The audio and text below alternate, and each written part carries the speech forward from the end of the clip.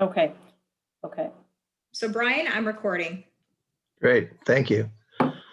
Good afternoon, everybody. Thanks so much for your patience during these technological difficulties today. I'm sitting in as the chairman today. Percy has some technical issues also, so I'll be chairing the meeting and we'll go from there. So joining me on the Committee of Adjustment is Ray Beneteau and Phil Pocock. And we have some people from the town of Essex, Corrine Chason, Shelley Brown, Rita Jabour, and Lori Chadwick, who are also in on the meeting today. So the first item is a call to order at 4:10 p.m. And let's get going. Declaration of conflict of interest by anyone? No. Seeing none, thank you. The adoption of the published agenda. I believe that there is an amendment to the agenda. Corinne, could you please go forward with that? Yep, thank you, Mr. Chair. It is just a small tweak to the agenda. It's just in a matter of application order. And what we would like to do is simply switch and hear application B0820 and A0720 in front of B07 and A06. Okay, so that is concerning the Albert Jeffrey applications. It was just a numerical order, so we just want to switch those. Okay. Okay, a motion for that? Moved by Ray, second by Phil. Everyone in favor? Yes. Carried. Thank you. The next item is the adoption of the minutes from our last meeting, March 16th. Could I have a motion for that? I'll move it. Moved by Percy, seconded by Phil. All in favor? Yes. Great, thank you. I don't believe there's anything under unfinished business at this time. Does anybody else have any concerns there?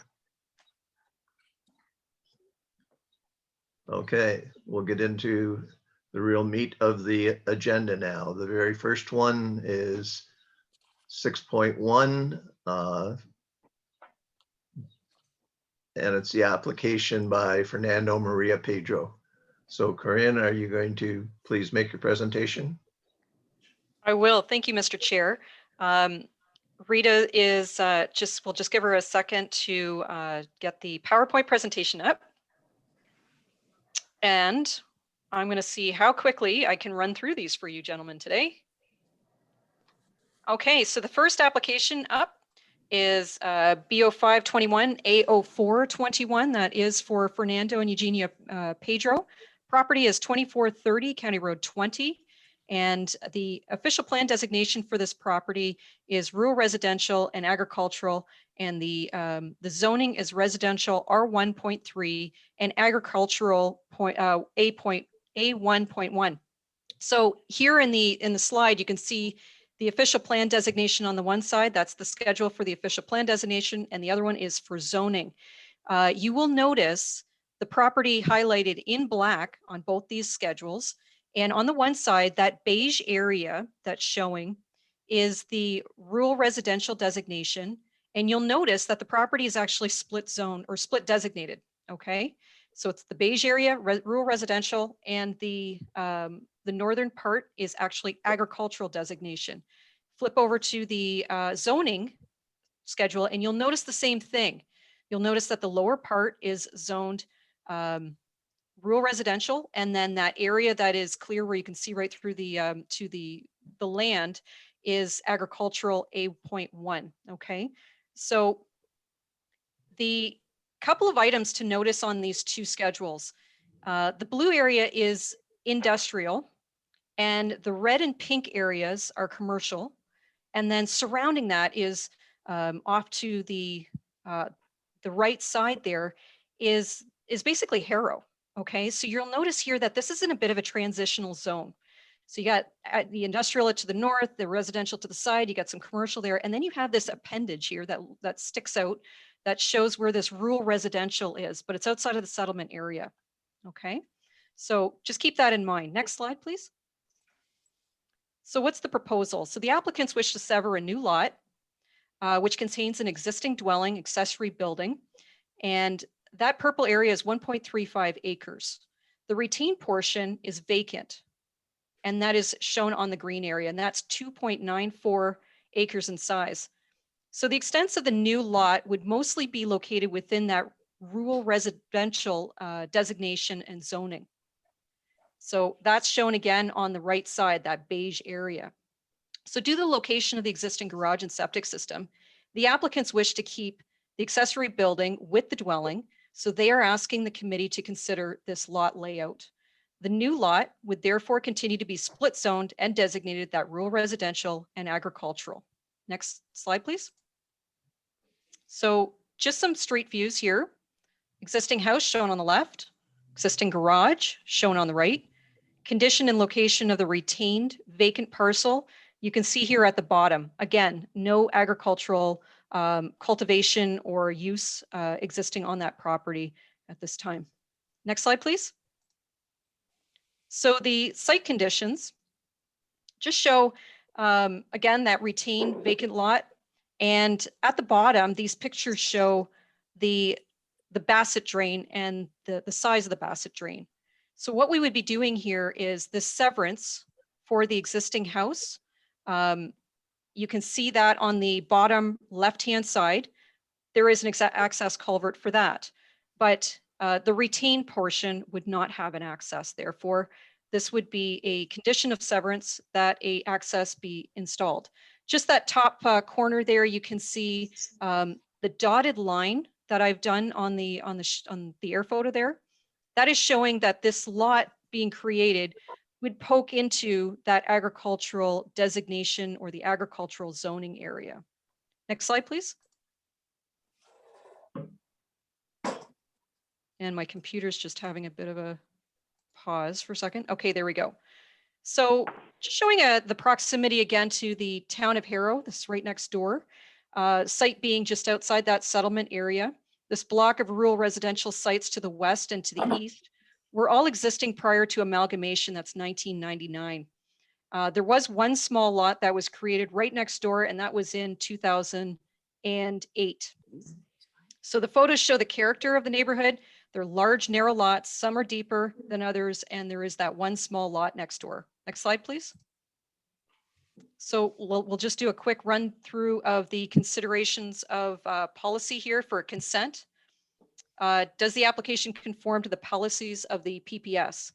So the PPS discourages lot creation in prime agricultural areas, but I've reported that the site is in a transitional zone and not utilized for agricultural uses. The lot being created is mostly within the rural residential zone, which is permitted under the PPS. As the applicants wish to keep the garage as part of the lot, they are asking for the committee's consideration to allow the encroachment into the agricultural zoned area. Number two, how does this application satisfy the policies of the official plan? The official plan encourages infilling in existing residential developed areas where the policies and zoning provisions can be met. So does this application comply with the zoning bylaw? The proposal requires relief from the A1.1 lot size minimum and the lot width provision for the R1.3 zone. So we are going to need a couple of minor variances here, or relief. And lastly, this property does have access to municipal services, that's water, storm, and there is an existing private septic system on this property. Next slide, please. Should the committee choose to approve this application, these are the typical conditions that they would have to satisfy within 1 year's time. Just pay attention to item number 5 and 6. Those are two that are added with regards to this application. That's completion of a septic system test for the existing system, and also that an installation of an access culvert be in place to the satisfaction of the County of Essex. Next slide, please. So I mentioned that we do need relief as a result of these consent applications, and that is for the following. As you are aware, the zoning bylaw does state in an A1.1 district that you would need 100 acres for a minimum size or as existing. So the severed and the retained parcels would be reduced from their existing down to 1.35 acres and 2.94 acres respectively on this. So again, PPS and OP do not encourage or support severances within prime agricultural areas. However, this property again is located within the basic transitional zone, and it does have that residential zoning at the front of the property here that's shown in the lower picture that shows the yellow. And then it's just only at the rear that is agricultural zone property. These are properties that were again zoned this way prior to our amalgamation. Okay, so they were grandfathered in per se. Okay, just a couple comparisons before we move on to the next slide here. To note at the bottom where the blue arrow is, that is a lot that is 63 feet wide. Near to that is another one that's 92. There's another one that's for 80. So these are all different widths in this location. And then right next door, there's a couple that are 98 feet wide. So in essence, the relief is for those two items, lot size and also for lot width. Next slide, please. So when considering a minor variance, you have to take it through the 4 tests of a minor variance. And again, the OP does allow these the creation of these new lots and residential designations when it's in accordance with the PPS and the zoning bylaw. Number 2 is the proposed variance minor and desirable for the appropriate use of land. Yes, it is comparable to some neighboring lots and could be considered an infill lot. Number 3 is it compatible with the character of the neighborhood, traffic, and parking patterns. This proposal would create a new lot, however, will not create a negative impact on the neighbors' traffic or parking. This application deals with circumstances particular to the site. Yes, it does. The owners wish to sever this lot and leave the remainder of the land for their daughter in the future. The owners wish the proposed layout specifically due to the location of where the septic system is and the accessory building. The variance will recognize the reduced size of the existing agricultural portion of the property, so that will be satisfied. And next slide, please. So this was circulated to our internal departments, and they had no concerns except that a septic test would be needed. IRCA also stated that they had no objections, however, it fell within their regulated area, so a permit will be needed. And the County of Essex also was pre-consulted when this application was first submitted, and they stated that any culverts within this area would need a permit, and to ensure that they take enough time ahead of time to make sure that that permit can be put in place. And lastly, we didn't receive any objections from the public. So at this point, I'm going to turn it back over to you, Mr. Chair, for discussion. And I believe the Pedros are joining us this afternoon. Very good. Thank you, Corinne. Is somebody here to speak on behalf of this application then? Please come forward now.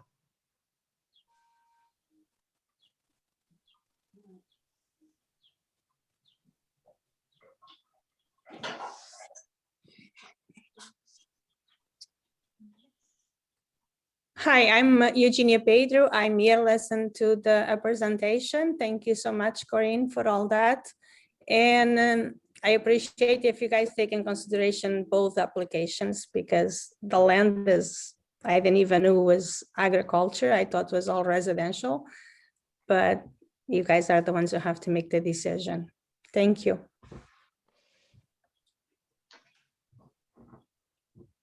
Thank you, Jenny. Any comments from members of the committee? Go ahead, Ray, you're first. I think this is gonna go to Rita. Are we not creating a new lot in the rule? That's busy. We're doing that online thing, the meeting Is somebody talking to me? Huh? Why am I? Mr. Chair, if I may, Yeah, please, Corinne. if I can, through you, Mr. Frank Miller, would you please just check the bottom of your screen and make sure that you're muted at this time? I think we're getting some background noise. And then, Mr. Chair, I will answer Mr. Beneto's question. No. Fine, Okay, thank please you. do that. So Mr. Beneteau, the situation with this being split zoned is a little bit different than the situation that we normally see, where we would be looking at a retirement home, for instance, that is not permitted in an agricultural area, creation of a new lot. This is the front of this property is under rural residential zoning and designation. So in that instance, those types of a severance is permitted under the official plan in this case because it's residential. The fact that this property has agricultural on the backside of it, it is an issue that they are encroaching into that. But this is a very site-specific situation where they have their septic system and they have a detached garage that they want to include in this new lot. So the new lot would be allowed and created or allowed to be created in the rural residential area up at the front. But because they have this garage and septic system that crosses that line, that's why they're asking the committee today to have consideration to allow it to encroach into that agricultural area. So it's actually a new lot in the residential. But we're still creating a new lot. Plus, we could end up with another house on, what do we got here? 2.94 or 1.35. We can end up with another house on that 2.94 acres. That is correct. So we've created a new lot. This, sorry, through you, Mr. Chair, this is the creation of a new lot in a split zone property that has both residential and agricultural designation and zoning. That is correct. So is there access to the agricultural from the backside? No, yes, maybe, I don't know. Through you, Mr. Chair, the backside of the property is an industrial property. So the only access to this property would be through installing a culvert on the property. But like I say, though, we're still creating a new lot in the rural area that we're supposed to be trying to stay away from. Are we not? Through you, Mr. Chair, again, when we have situations like this where it's I don't want to say it's an anomaly, but it is unique that we don't have a lot of properties that are split zoned like this. This is something that is brought before the Committee of Adjustment for consideration. And it is it's basically up to the committee today to decide if the purpose for this application is of merit to consider this application. Mr. Chair, I'm just going to defer to Rita if she wants to add anything to that explanation. Through you, Mr. Chair. Yeah, so this is, one of those unique properties that, like Corinne mentioned, it has dual zoning. It has both a rural residential zoning and an agricultural zoning. You're absolutely correct in saying that the province prohibits residential lot creation in prime agricultural areas, but it defines prime agricultural areas as those areas where prime agricultural land predominate. So like Corinne explained in her presentation, this isn't an area that we would consider a prime agricultural area because there's residential, there's manufacturing, there's commercial. So it's not an area where prime agricultural lands predominate. And in this case, our official plan does permit residential lot creation in the rural residential district, which a portion of this property is designated rural residential. The official plan also permits lot additions in agricultural areas. So yes, the lot lines are going to extend into the agricultural area, but even under normal circumstances, if the infrastructure was encroaching on an agricultural parcel and that infrastructure services an abutting parcel, they would be able to make that application for a lot addition, even if it was agricultural land. So again, it's a unique property. And in my opinion, it's not creating a new lot in the agricultural area. How long have these people owned this property? Sorry, Rita, I thought you were done. I am done. Okay. Go ahead, Ray. Do you know how long these people have owned this property? We own this property for 29 years. Okay. And like, I'm just looking at it, her saying they always thought the whole thing was agricultural. Now, you know what I'm saying? Okay, that's fine. Phil, did you have a question? Go ahead. What is the frontage onto County Road 20? Like, it looks fairly narrow. And are they planning on building in the back portion of it and just having a big long laneway? Go ahead, Corinne. So the retained would be 60 feet wide at the road, and the severed would be 130 feet at the road for the width for that one. Okay, now would they be building at the back, I guess, or are they just going to use a 60-foot lot for their house and then just have a big backyard? Go ahead. So through you, Mr. Chair, at the time of the application submission, there were no plans to construct, no plans shown to us or anything like that. It was basically the application was to create and deal with the severance for the existing home. So the applicants could expand on that actually, if you wish. Jenny, do you have a comment? Yes, Mr. Chair, my turn. the new lot or the open land, it's supposed to be to build a house. It's not way in the back, but it's like right in front of the driveway. Okay. Okay, I believe Percy might have a question too, Mr. Chair. go ahead, Percy, please. Okay, through you, Mr. Chair. Proposed retained lot, that's agriculture. So is a livestock permitted? I would think if it's agriculture, livestock would be permitted, correct? Through you, Mr. Chair, perhaps Rita could talk to you about the minimum separation distance. Yes, but I understand that part of it, but there's still a certain amount of animals they can have per acre, depending on what the animals are, correct? Through you, Mr. Chair, that's correct. So the property is a general agricultural zoning.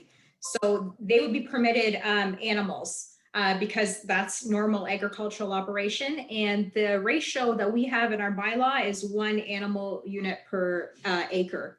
So 1 animal unit would be like 1 horse or 1 cow. So that means that if they have cattle or whatever they have, it can run right alongside that property that's proposed, the severed lot, the existing building there now. That means the animals would be allowed to come right up alongside of that. And all the buildings are on the other lot.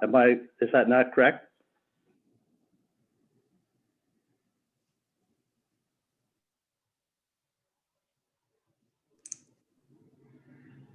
Through you, Mr. Chair, were you directing that question to me? Yeah, please, Rita. Okay, so through you, Mr. Chair, I mean, that's correct. Wherever there's agricultural land, you can have agricultural activity. In terms of the buildings, perhaps Jenny can clarify, are all the buildings, like agricultural buildings, are they all going to be on the severed lot, the lot that you're going to retain? Yeah, the barn will be in the lot we try to retain. But we don't have any animals other than chickens. No, it may not have any animals, Mr. Chair, but as long as it has a designation on it, whoever buys or owns that property would be allowed to have them. So that's a concern for me in that part of it. That's okay, Mr. Chair. I'm not going to take it any farther, but Okay, thank you, you can Percy. see. Any other questions from members? Is there anybody in the audience who wants to comment? Okay. Corinne, should we treat this as two separate items then? One for the consent and then another for the minor variances as recommended by you? Yes, through you, Mr. Chair. This is, each item will need to be voted on separately. So the first vote will be for the consent, the second will be for the minor variance. Okay. Is there a motion for the consent to allow this severance as such?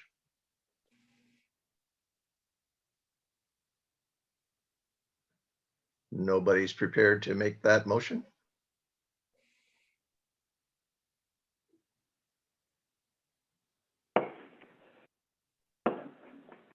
Percy, do you have something to say? Yeah, I'll do it for the sake of moving it along. I'll move that we grant the application with the bridge being part of, that has to be installed, being one of the conditions. Okay, I think there were 8 conditions in total, so, Well, that's okay that they write those conditions in, but when it comes to putting in access bridges, that's really our decisions to make. yeah, okay, thank you.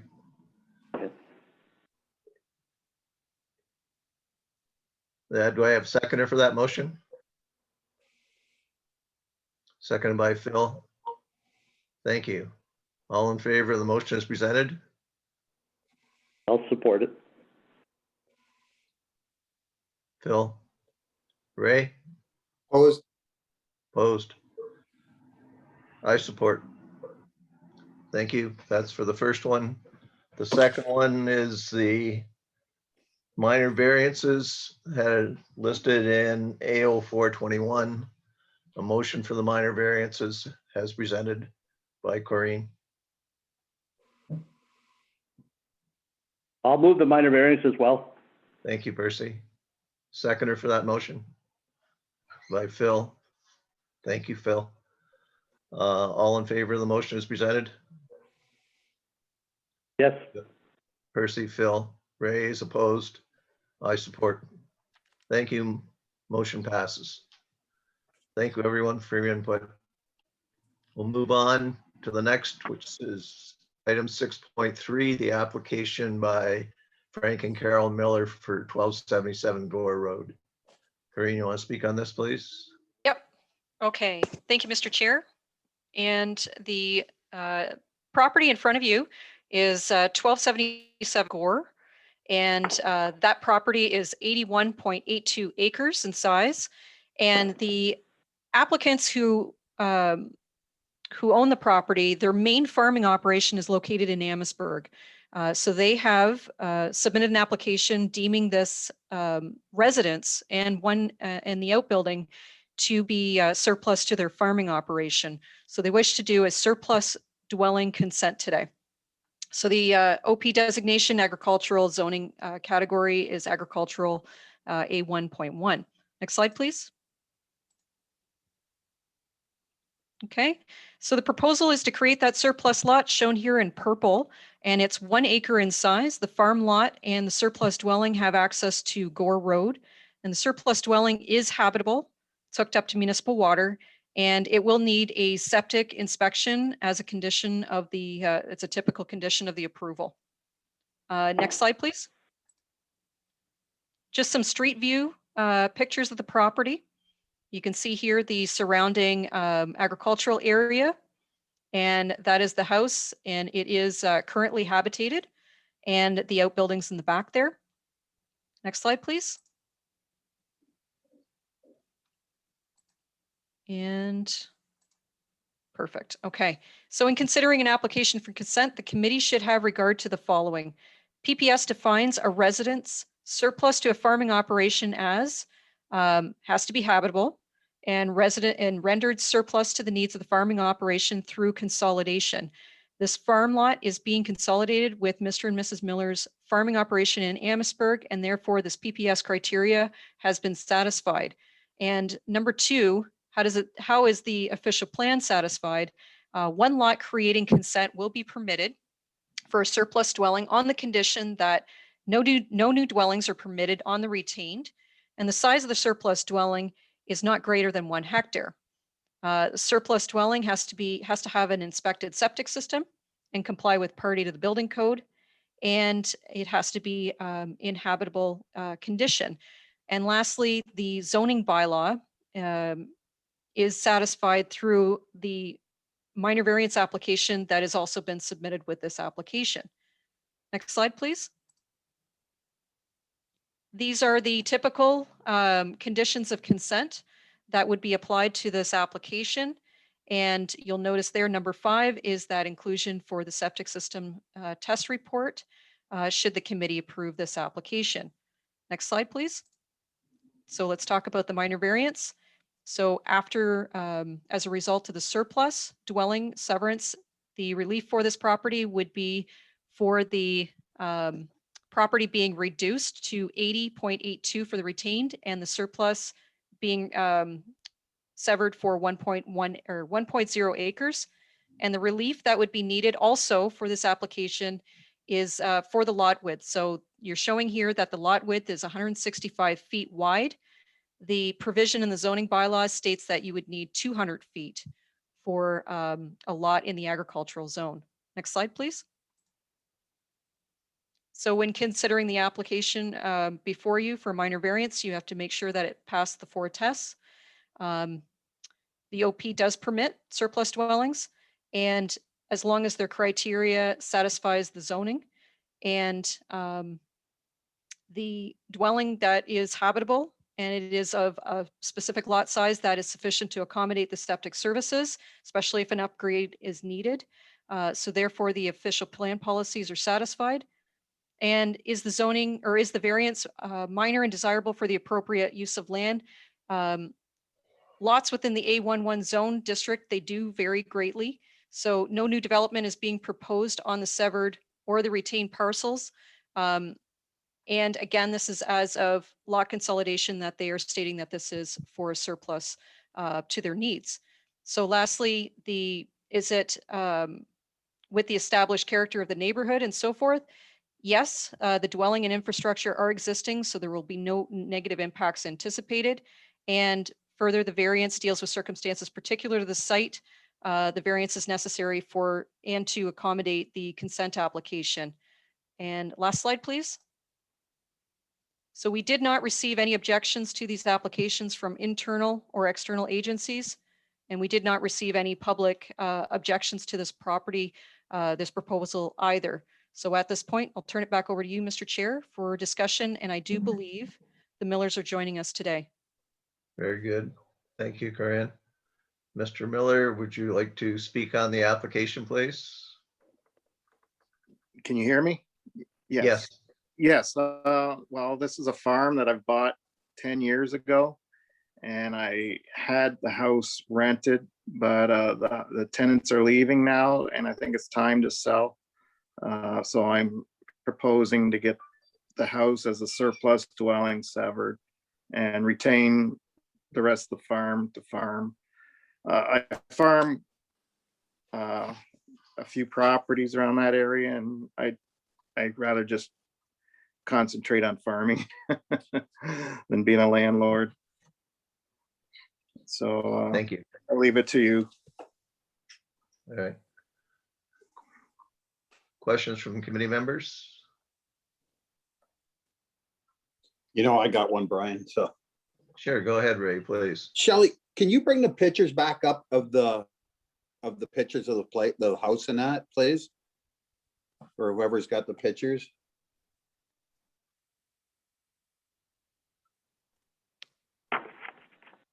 There's what I looked at, there's a building that looks like the lot line is going to go across almost like inches off one of those buildings. How far is the lot line from those buildings at the back? There is one barn that's presently being dismantled. Oh, okay. They're salvaging the barn wood, and it's in the process right now, so that'll be gone. But there is another pole barn behind that I'm keeping, and that's roughly 118 feet behind the lot line. No, okay. So there is a lot of distance there. And the old wood barn, it's over 100 years old, and you know, it's dilapidated, so that's coming down. So it's time for that to go. So Okay, and the other question is, if you're looking at the house from the Gore, is there enough room for you to get in there and work that piece on the other side of the house? oh yeah, I've always worked it. Like Okay. yeah, there's I think there's roughly what another 500 feet or so left. Yeah, I on wasn't the- sure. When I looked at it yesterday, I wasn't sure. I just wanted to make sure. I just didn't want it growing up in 50-foot weeds, eh? Okay, I'm Oh good. no. Very good. Okay, Ray? Yep, I'm good. Thank you. Phil, Percy, any other comments? No, I'm good. I'm prepared to make a motion if nobody else is stepping up. Yep. Yeah, ahead, I just have one question. Mr. Miller, town water doesn't go out that far, does it? That must be well water that services There that is property? that I did state that on the application. It is well water there. Okay, So great. it is fed by well.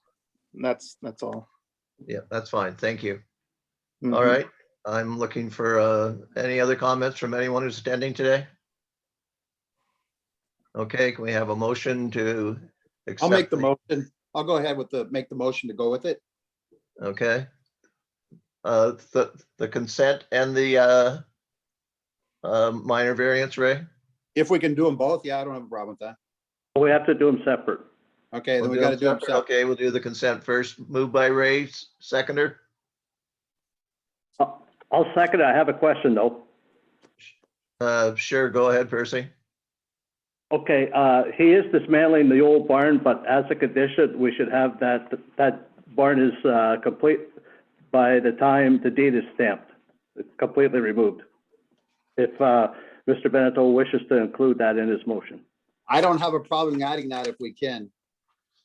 Can we do that, Rita? I mean, Corinne?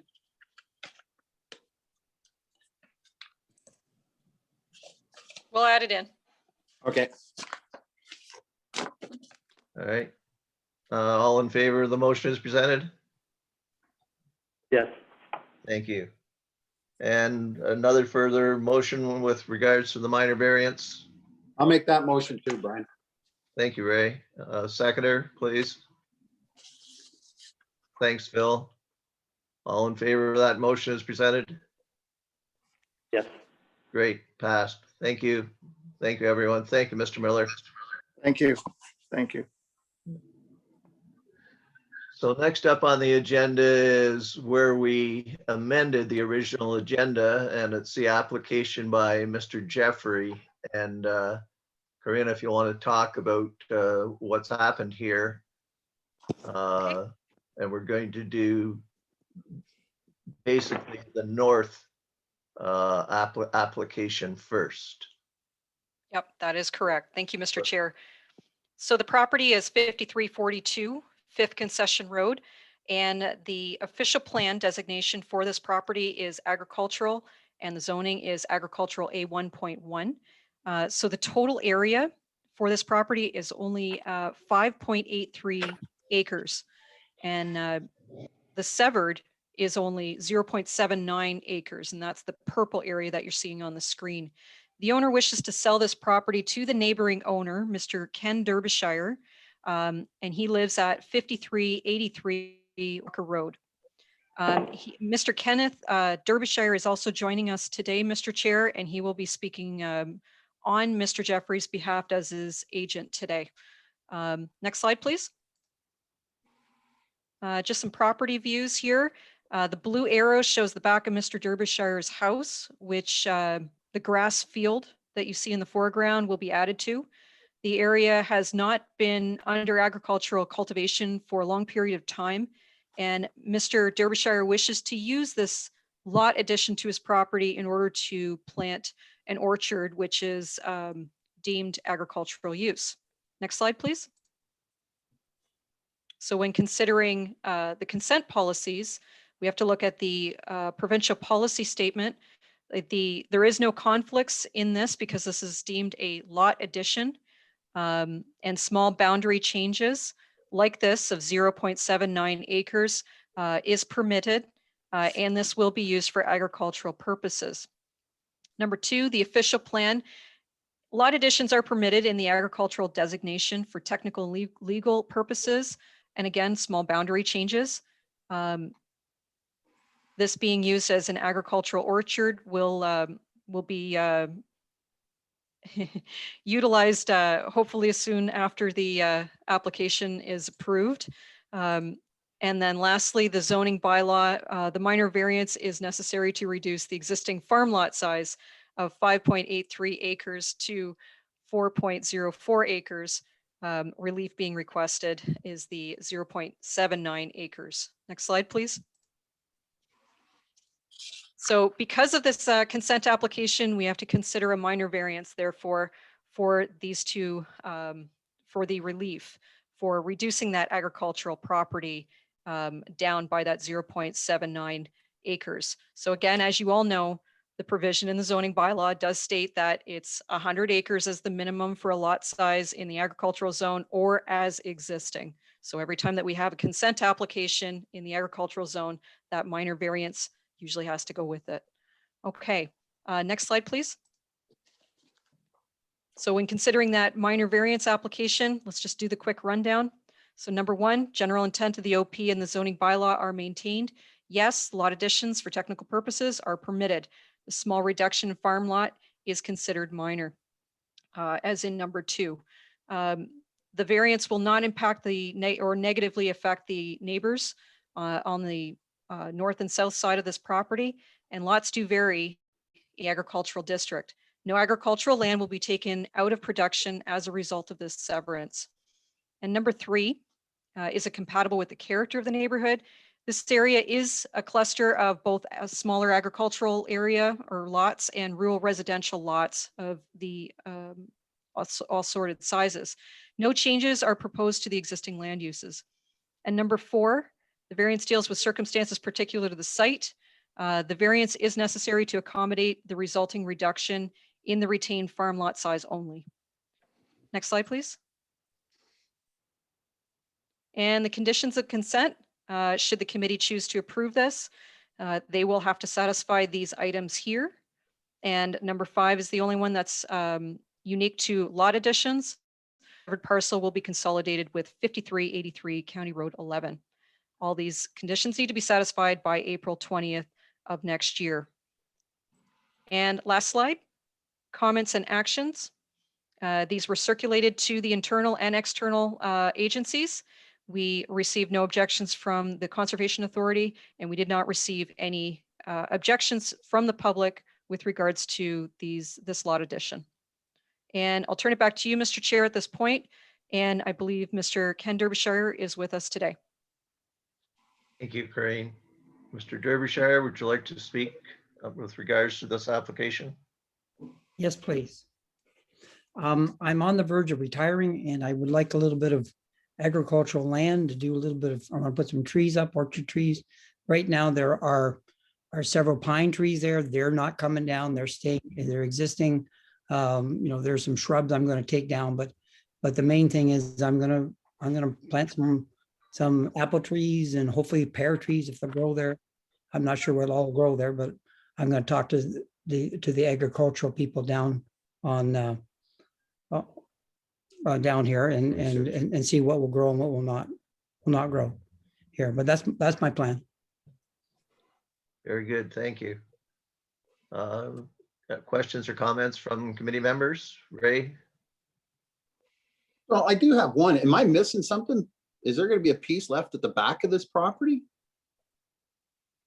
It goes right to where the other farmer has, like Looking at mine. the farmer owns to the right of me and the farmer owns to the back of me. So I'm not taking. No, okay, then that's fine, because the picture I have here, it has like cut out, then there's a piece at the back that. No, it's the actual is going right. Like we found the post, Mr. Jeffries and I found the post, and we're going from the one post across over. No, that's good, because the picture I have, it has that cut out of the middle of that, and that piece at the very far end left there. So, okay, no, I'm good with it. Yeah, Ray, I think that's why we moved in the amended the agenda, so we did them in the proper order. So we're doing the Okay. northeast first now. So there Okay. won't be that what you saw in those in that application. Okay, Okay, I'll make the motion then if you need one, Brian, to go with it. sure. Any other comments, Phil or Percy? Nope, not for me. Okay, sure. Go ahead, Ray. I'll make that So- motion then to go with the application. Great, thank you. Seconder, Phil, all in favor? Yes, Great, thank you. And the application for the minor variance then? Ray again? Yep. Okay, thank you. And Phil? Seconder, all in favor? yes. Thank you, Percy. Thanks, everyone. Okay. Thank you very much, guys. Can we go on to the next item then, please? Mr. Chair, just to let you know, hopefully Mr. Ken Derbyshire is still joining us. Oh, I see Mr. Darren Miller with us. That's great. Okay, sorry about that.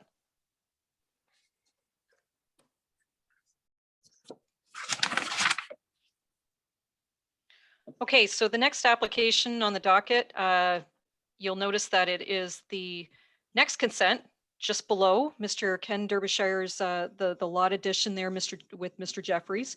So Mr. Jeffries' property is here again, and again 5342 Fifth Concession Road, and that is the green area there. So now that we've dealt with the north property addition, now we can deal with the second consent application here. So this second consent application off this property, it's 0.34 acres, so it's a bit smaller. And this is the property that would be adjoined to Mr. Darren Miller's property, located at 5375 Walker Road. Again, lot addition. Again, he wishes to add this property to his property so that he can have a little bit more room for the hobby farm that he activities that he has on the property already. So he's just looking for a little bit of room there. Again, agricultural uses. Next slide, please. So now the arrow has moved, obviously, to Mr. Miller's property. That's the back side of his property. Again, field area not being under cultivation. And I'm going to zing right through these because it's repetitive. So let's go right to considerations of policy on the next slide. Same thing applies. So the PPS, no conflicts with the lot addition. Official plan, lot additions are permitted, and for technical purposes and small lot line adjustments.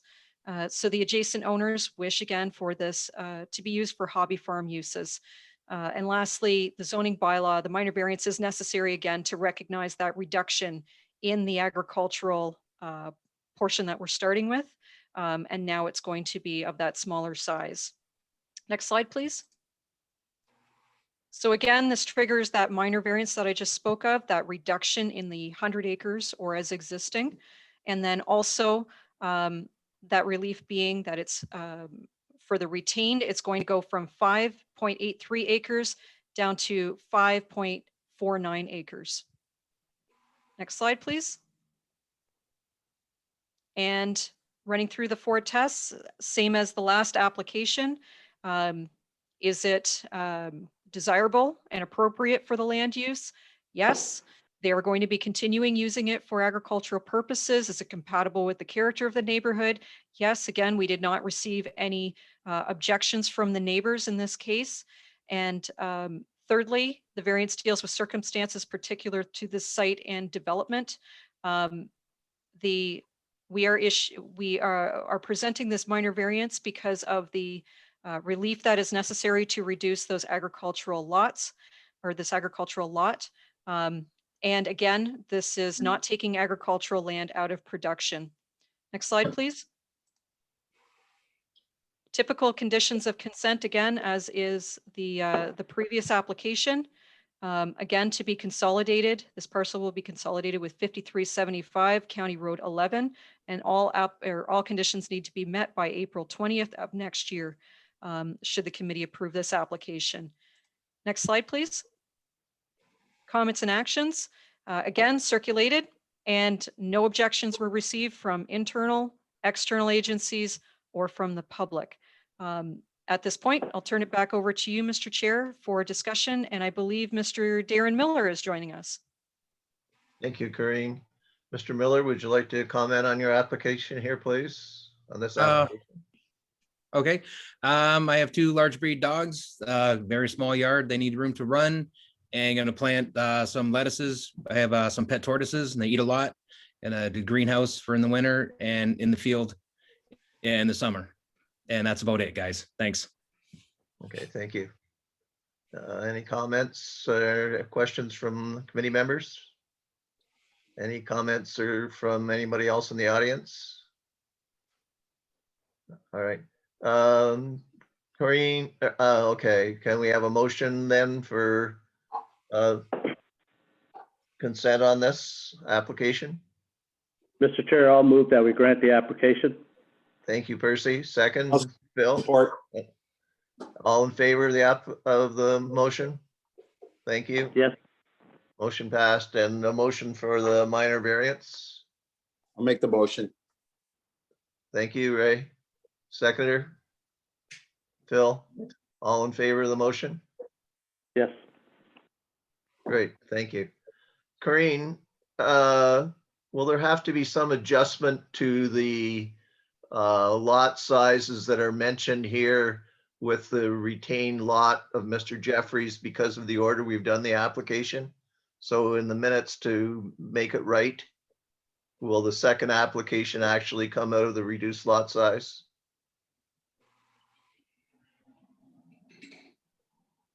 Oh, okay, there we go. Sorry about that. I wasn't sure if I was muted or not.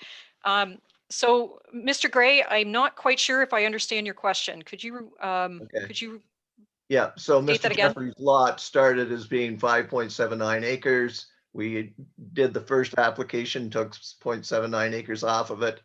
Then the second application still spoke about him having the same amount of original acres. correct, good eye too. The reason why we had presented that was the situation if one was approved and one was not. So we always, when they are presenting it or submitting it, we always look at them completely individually, not that they are, Very good. in concert with each other. So yes, that's a great question, and those will be adjusted. Great, thank you. Okay, moving on, the next application is on Crystal Lane. And do you want to speak on that one now then, Corinne, please? I do. Thank you, Mr. Chair. So the property 157 Crystal Lane, the property is Lakeshore Residential under the official plan designation. The zoning category is Residential District R1.1, and that's for low density housing on urban lots. You can see it here in the picture in yellow. Next slide, please. So what are they proposing to do? So they are creating or proposing to create a new lot. So the lot is 120 feet wide, and they want to sever it straight down the middle, make 2 60-foot lots. Okay, so the existing lot and then the retained. The purpose of this is that Mr. Hororki, the owner of the property, he does wish to construct a new residence on that purple area. You can see just some pictures of the property here, how it sits right now. And just a heads up that the square footage for the property is 5,657 square feet. Next slide, please. So here you can see the layout of the new house. This was not included in your package because the purpose of the application is simply for the lot severance. We worked previously, before the submission of this application, with Mr. Hororki to make sure that this proposal did comply with the building code and also with the zoning provisions. So the design of this house was designed to meet all of the zoning provisions with regards to lot coverage, setbacks from property lines, and so forth. So again, severed lot 60 by 94.3. For the retained as well, And they, both lots or both houses do come in under the lot coverage provision. So next slide, please. Just some shots here to show you the characteristics of the neighborhood. You can see Crystal Lane at the top. Residents along this road are typical size provisions, usually around 50-foot wide lots. The subject property, though, that we're talking about is double that. So, you know, he's creating 2 60-foot lots. The minimum requirement for an R1 zone is 50 feet wide. Next slide, please. So just to run down through the assessment of the policies for a consent, no conflicts with the PPS. The official plan does allow for infill lots within settlement areas. This is in the settlement area. The zoning bylaw does allow single family residences as long as the lot size supports them. And this property to be created does meet the provisions. And lastly, does the property have municipal services? And yes, it does. It has water, storm, and sanitary. Next slide, please. Comments and action. So this was circulated to external agencies, internal, and so forth. We did not receive any concerns with regards to the public. And IRCA sent back no objections. And the building department did not have any issues with this property also. And lastly, next slide, please. Should the committee choose to approve this application, this is the typical conditions that would be applied. And one item here is creation of a new lot. It would trigger the parkland dedication fee in this case, and all conditions would need to be met by April 20th of next year. So at this point, I'll turn it back over to you, Mr. Chair, for discussion. And I believe Mr. Hiroki is in attendance tonight. Very good. Thank you, Corinne. Mr. Horkey, would you like to speak on this application now? I just want to build a retirement home on one floor because I'm getting old and it's time to downsize.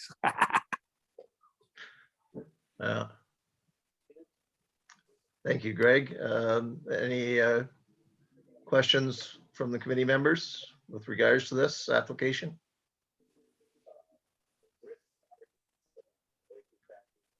Okay. I'll make may the I have motion a to go with the motion? I'll make the motion, Brian, to go with the application. Very good. Thank you, Ray. Seconder for the motion? Phil? All in favor of the motion as presented? Yes. Yes. Great. Thank you. Motion is passed. Thank you very Greg. much. See you at the harbor.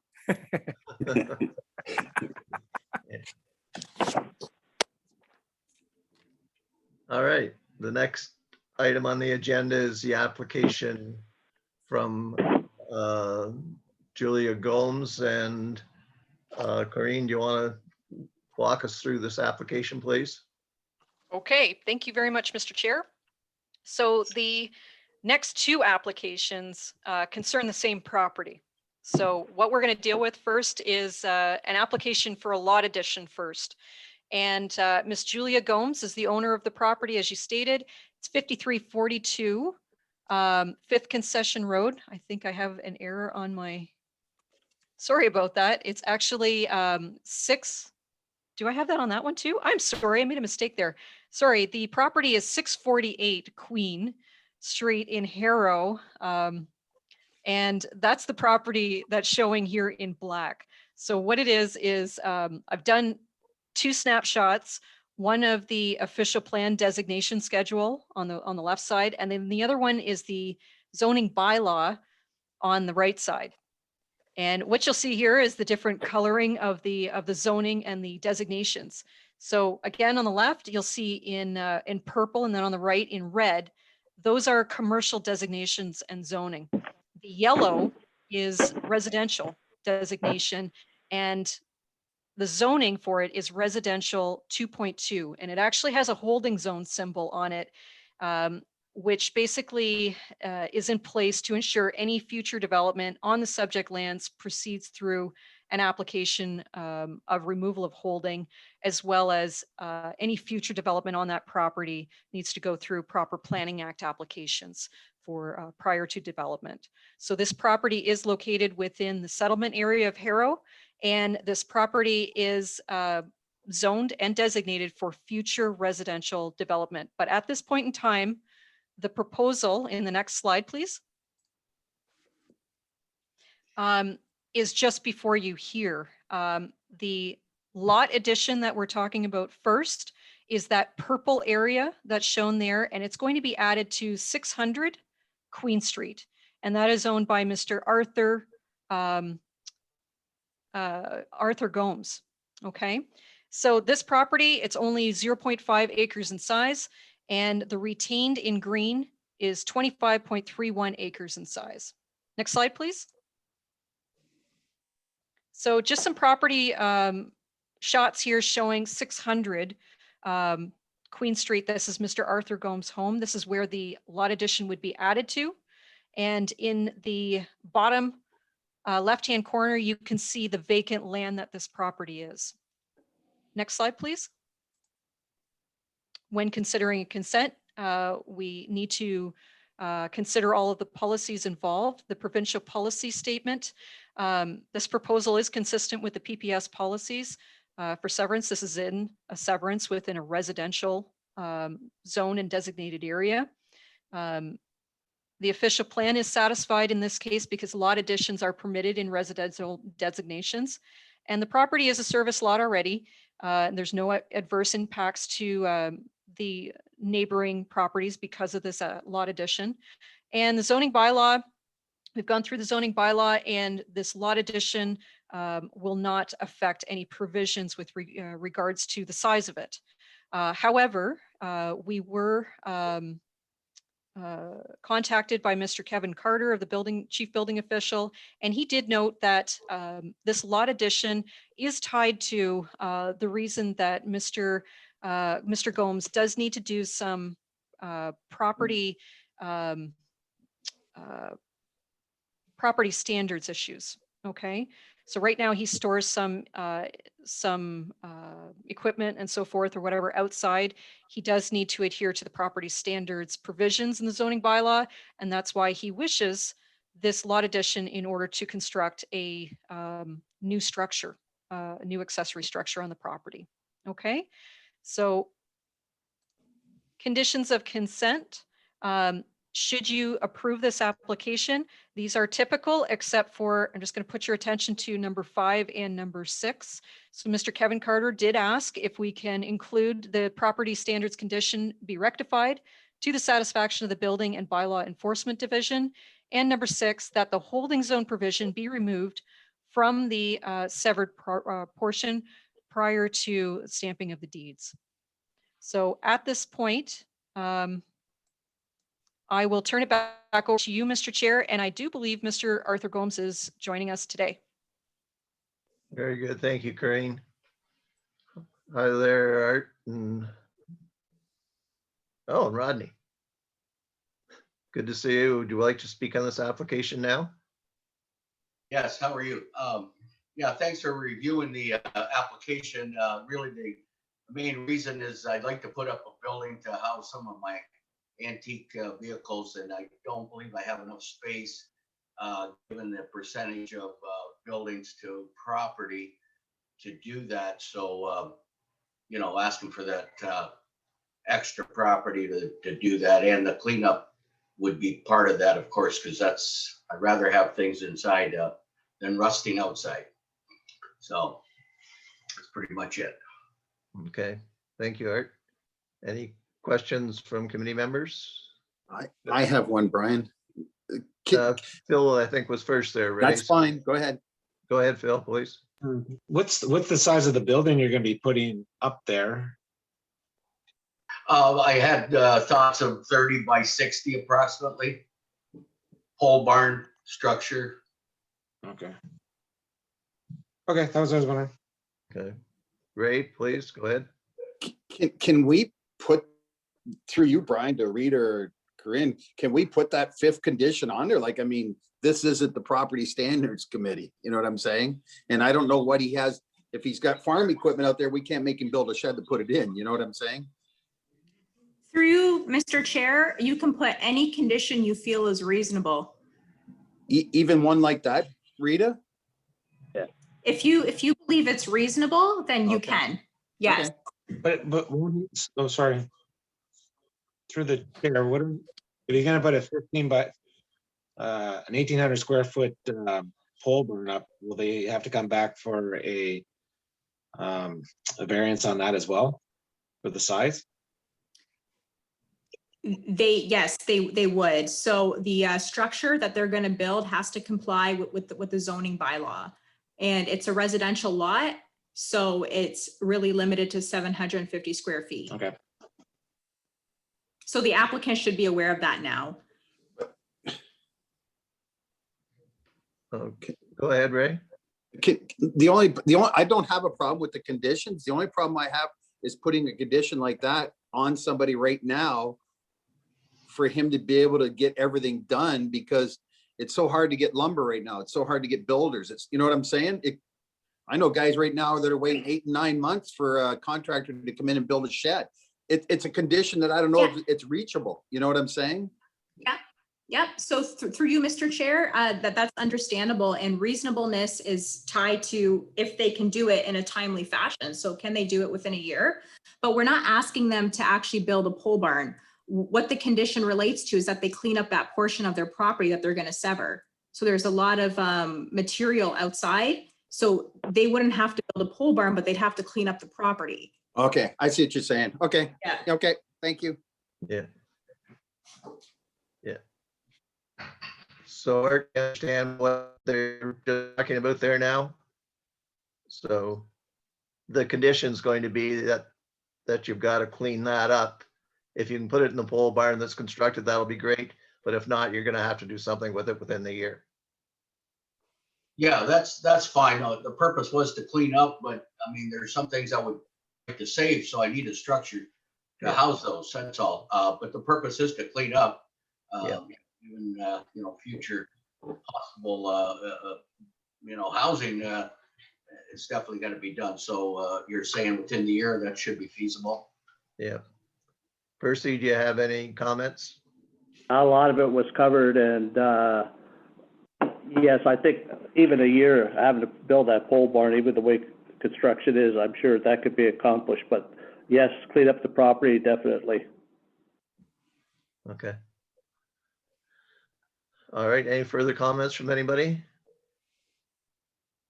Thank you. I'll make a motion that we grant the application with all the conditions and dealing Okay. with the property standards issue as well, cleaning up the property, that be included in the motion.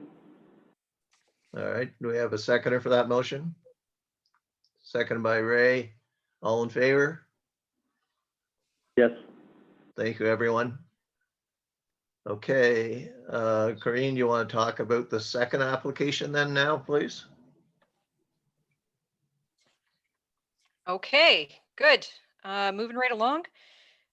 So the next application, just going to wait for Rita to get it up on the screen there.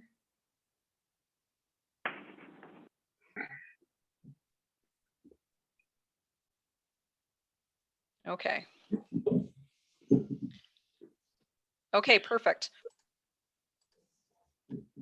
So what we have here is same property, again, split zoned, split designated.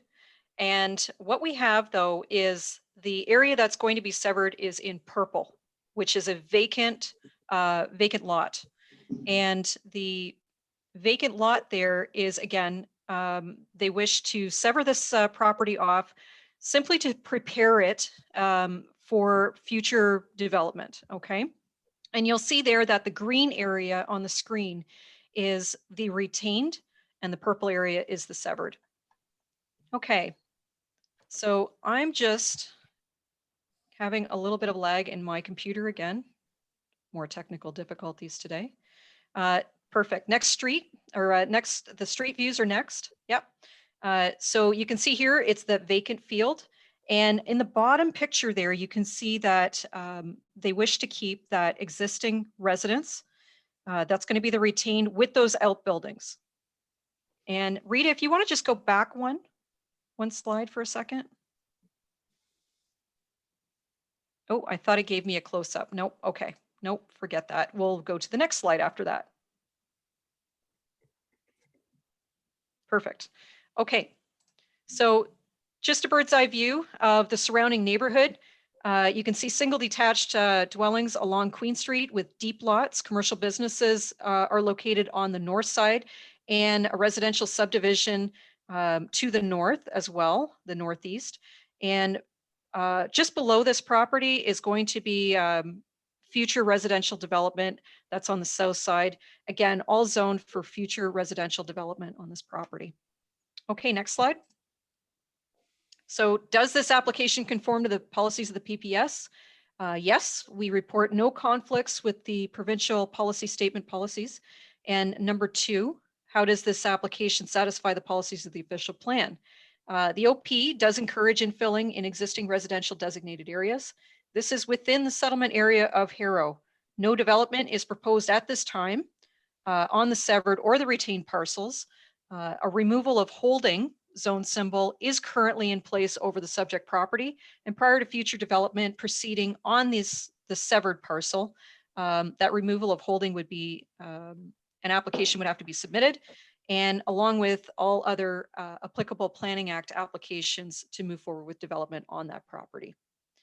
So therefore, this application satisfies the official plan policies for severance in a residential designation. Number three, does this application comply with the zoning bylaw? Yes, this proposal is a large lot that is in that holding zone symbol for residential development in the future. And lastly, the subject property will have adequate connections to municipal potable water supply, stormwater management, and the town sanitary system. Next slide, please. Upon circulation, we did not receive any objections from internal or external agencies, and no comments from the surrounding public on this property. Next slide, please. The typical conditions of consent are listed here, except for number 5. So again, on this property, again, cleanup of the property to abide by the property standards provision has been a condition that has been placed here, requested by Mr. Kevin Carter, Chief Building Official. So at this point, I will turn it back over to you, Mr. Chair, for discussion. And again, the Gomes are here to answer any questions on this one. Thank you, Corinne. So, Mr. Gomes, would you like to comment on this? Yeah, my mom's, we've owned that farm for 60 years. My mom's 95 now, so I don't think she doesn't need a farm anymore, but she wants to retain land, you know, to say it's still the family farm, you know, she doesn't want to get rid of everything, but the land being severed is all vacant, and obviously that will be future, you know, development. She wants to keep it, you know, that portion. And I think what we discussed is that, you know, the commercial, it is commercial up front. And, you know, we're going to be losing some commercial in the vacant entry part of the property. So I think there's part of that application is to the addition portion or the retained portion, which is my mom's farm, buildings, barn, etc., to be that size. And I don't know if the planning or the zoning will be accepted. I think that's what we're looking for, all commercial to that point, what's retained from the rest of the farm. Okay. Thank you. Questions from committee members?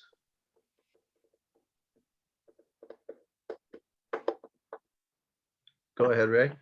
No, I'm good. Oh, I'll make the motion if you're looking for one to go with the yeah, application. please. One quick question, just one quick question. Yep. So, excuse me, does this property involve cleanup as well then? Number 5. Okay. All right, All right. So Ray, going ahead with the motion? Yep. Seconder for the motion?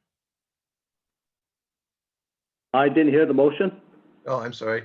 Ray, go ahead, please. To go with the application, to go ahead with the application. And that includes the property standards as Yep, well? it's in number 5, Percy. Yeah, I know, but it has, you have to. Yeah, kind with of- all the conditions that are there, then we'll put that in there to make sure it stays there.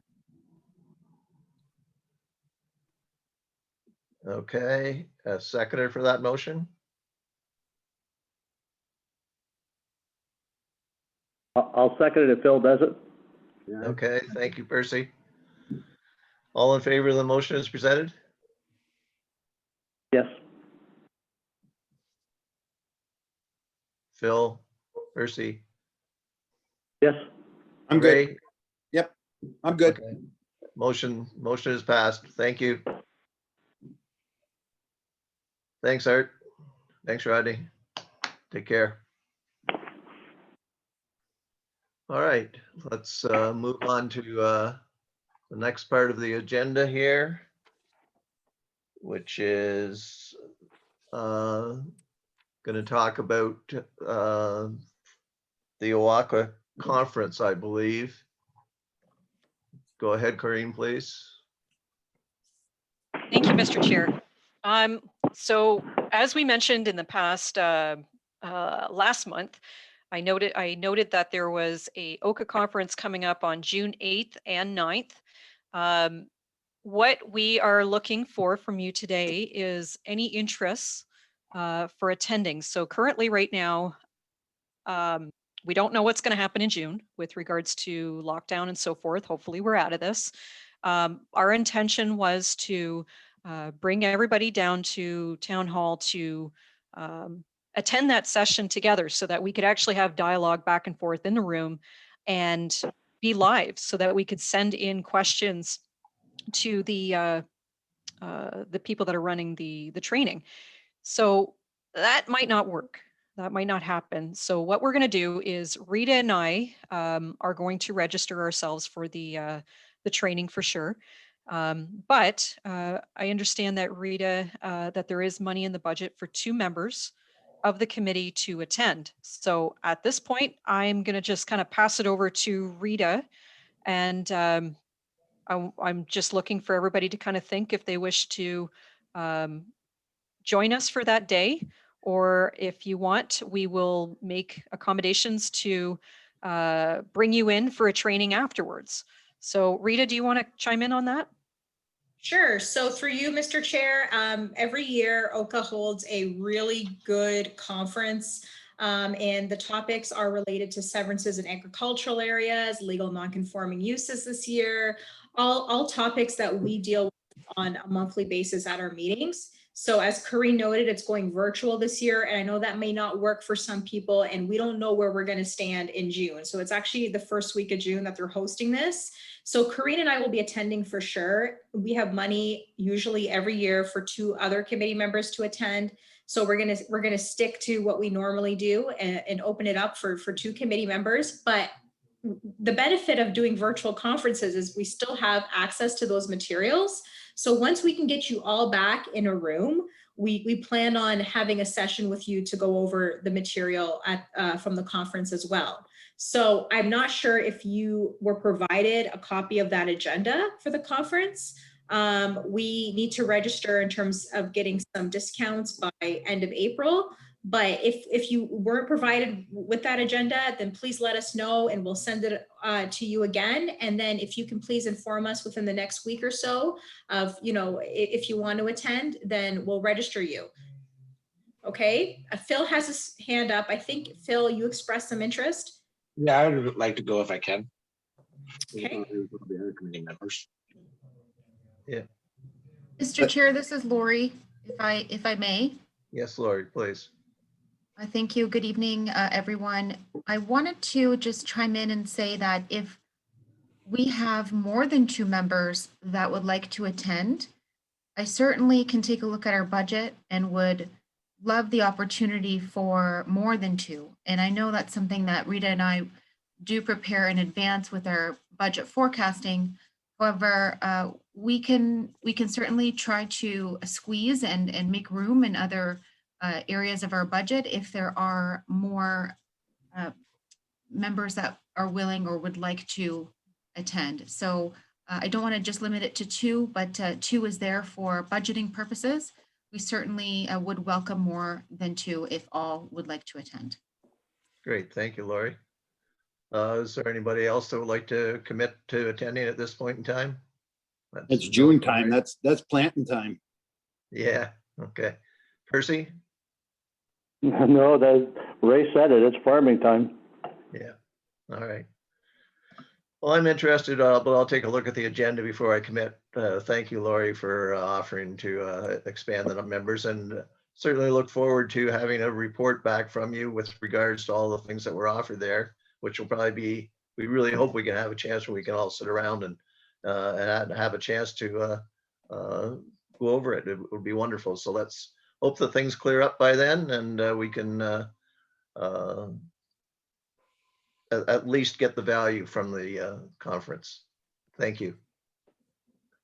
Was there anything else under new business? Rita, did you want to mention anything at all about what's been going on with the town and the potential for the second dwelling, or are we just going to leave that till there's actually a bylaw in place? For you, Mr. Chair, I can certainly give you a little bit of a synopsis. So on April 6th, I had a public meeting regarding second dwelling units in accessory structures in agricultural and in residential districts. Prior to that, we released a survey to the public, and it was very well received, and there was a lot of interest in implementing these policies. I mean, regardless, the province says we have to have these policies in our official plan. So just yesterday, council approved the bylaw to amend our official plan. And what we're currently doing is working on a bylaw so that we can create regulations to amend our zoning bylaws. So right now it's just in the bylaw stages, just waiting for approval from the county and finally approval from the town of Essex on the regulations, but hoping to have that all in place by the end of May. So I can provide you with an update again next month. That'd be wonderful, Rita. It's going to have a tremendous effect on this committee, I think, as we move ahead. We've already seen some previous applications that were turned down because of existing bylaws. And when these new bylaws come into effect, I'm sure there's going to be a tremendous uptake in the applications that we're going to receive. So thank you for your comments. Thank you. Anything else under new business for anybody? Any word on what's happening with Dan's replacement or from the town? Rita, do you want to talk, or Lori, on that? Yeah, through you, Mr. Chair, I have an update. So the period that we notified, put out the notification has now closed. That was April 13th. And on April 26th, which is next Monday, that's when the striking committee, that's a committee that meets to actually select committee members. There's a committee to select committee members. They're meeting on April 26th to make that selection. And then that selection has to be brought forward to council for approval in May. So by your next meeting in May, you should know who your new committee member is. Great. Thank you, Rita. Okay, are there any notices of motion from anybody? Brian, if I could just ask a quick question. I didn't get into it when you went to unfinished business because I just thought it was going to take a little bit too long early in the meeting. So it's kind of like questions that I brought up before. Has anyone contacted the engineer yet to ask about if we can put an additional charge on a bridge, such as the Sylvester application, where the farmer is going to use the residential bridge and not have to pay for any of the damages?